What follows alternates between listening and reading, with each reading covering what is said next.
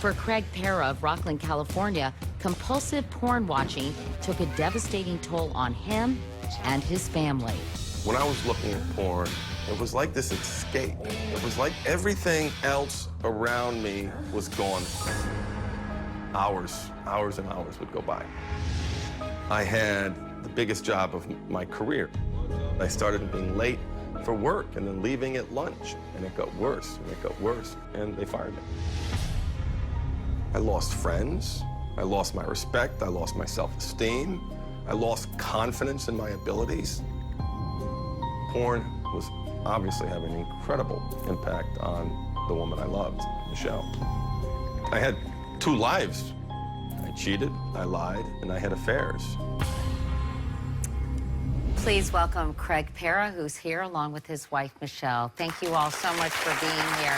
You know, and by the way, thank you, for your willingness to talk about this so openly, because I'm sure this affects a lot of couples. So for you to share your story, I hope will be very helpful and instructive to a lot of people. That's why we're here. Yeah. That's why we're here.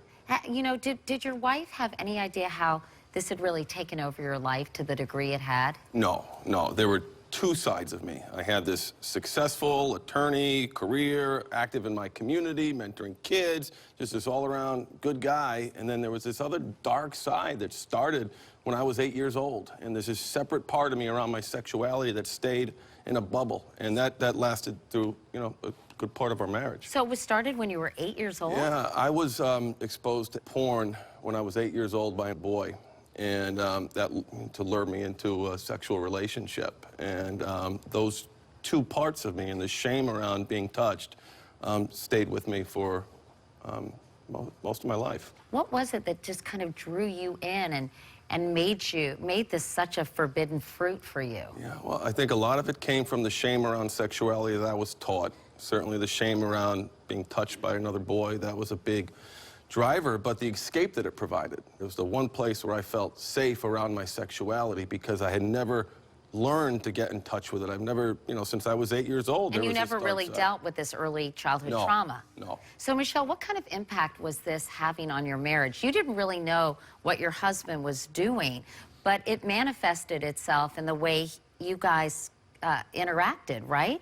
Yeah, well, we were and always have been best friends. So we had that really close friendship, but when it came to intimacy and connection and, and sexuality and that, there was always this wall, there was this disconnect. And, over time, that takes a huge, huge toll. Porn, some couples use it as a way to enhance their sex lives, but this wasn't something that you guys did openly or talked about or even used together, right? No. No, it was a dirty, dark secret that I kept hidden.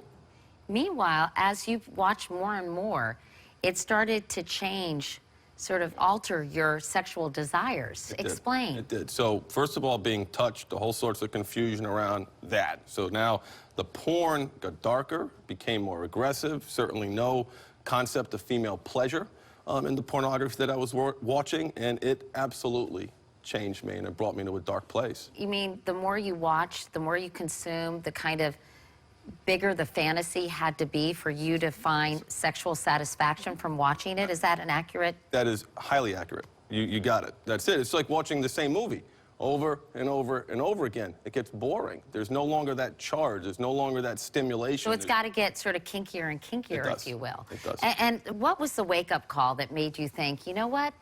I don't want to live this way anymore. I'm leading this double life. My wife doesn't know what's going on.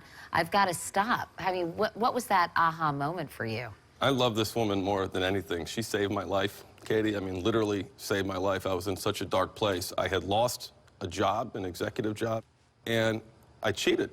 I mean, I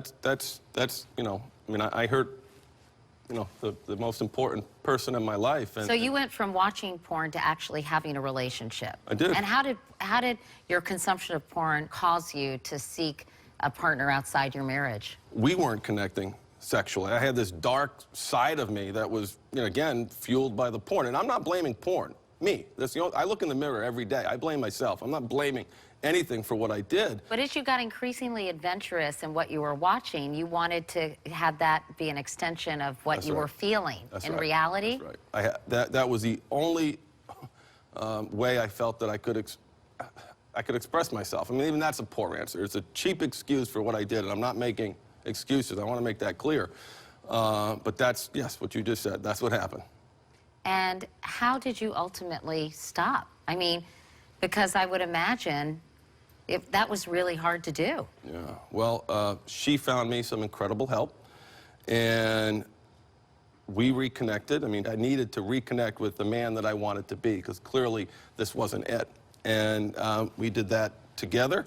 And the other part, too, is I focused so much more on what I wanted to do, what kind of life I wanted to lead, instead of obsessively focusing on what I didn't want it to do. What's the life that we wanted to create together for our family? It sounds like for you, pornography replaced intimacy, right? I didn't know what that was. Pornography is kind of, it's not a very intimate experience, right? It's Sitting alone by yourself in the bathroom? No, it's lonely and it's sad for me. porn is so ubiquitous, so accessible. Michelle, do you worry that your husband's going to fall off the wagon, that he's going to, you know, it's a slippery slope, he's going to start watching and then be dragged into it? I don't, okay? And the reason I don't is because when you decide to make a change and you decide this isn't working for my life, you start creating action towards creating more intimacy, towards creating connection, and that over time is what builds trust. And so you can't sit there and say, oh, what if that happens? You can do the best that you can in the moment that you're in and really create the greatest life that you can right here and right now. And that does develop trust. I know that you both are now working to help other couples. Yeah. Do you find that there are a lot of people like you out there? Yes. There's so many people that are in a very similar situation, but just nobody talks about it. Nobody's discussing it. When we can all start being a little more comfortable that this is a problem and we don't have to hide, then we can start getting the support that we need and the help that we need, because we need help to move forward and create action to change. And so that's kind of why we do what we do, and there's a lot of people that are in our situation. So. Well, it's wonderful that you're helping a lot of other people and getting us to a place where we can talk about this without feeling uncomfortable. That's right. Thank you Well, for Michelle and Craig doing the Perra, show. yeah, thank you so much for coming in. Very nice to meet you, and best of luck. to Thank you both very of much. you. Now, is there such a thing as a porn addiction? We're going to talk about that right after this.